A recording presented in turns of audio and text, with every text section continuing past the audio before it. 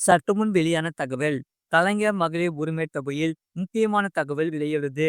அது என்னன்னு பார்க்க போறோம். நீங்க நம்ம சேனல் சப்ஸ்கிரைப் பண்ணாம இருந்தீங்கன்னா மறக்காம லைக் பண்ணிக்கோங்க, சப்ஸ்கிரைப் பண்ணிக்கோங்க. உங்க நண்பர்களுக்கு தெரியப்பட்ட ஷேர் பண்ணுங்க. தமிழ்நாடு அரசு கலைஞர் மகளிர் உரிமை தொகை திட்டத்தை விரிவுபடுத்துவதற்கான பணிகளை அதிகாரப்பூர்வமாக தொடங்கிவிட்டது. நிதியமைச்சர் தங்கம் தென்னரசு புதிய பயனாளிகள் தேர்வு தொடங்கிவிட்டதாகவும், இன்னும் 3 மாதங்களில் புதிய பயனாளிகளுக்கு கலைஞர் மகளிர் உரிமை தொகை வழங்கப்படும் என்றும் கூறிவிட்டார். இதனால் இதுவரை கலைஞர் மகளிர் உரிமை தொகைக்கு விண்ணப்பிக்காதவர்கள் கூட உடனடியாக விண்ணப்பிப்பது நல்லது. ஏனென்றால் மகளிர் உரிமை தொகைக்கான விண்ணப்ப பரிசீலனை நடந்து வருகிறது.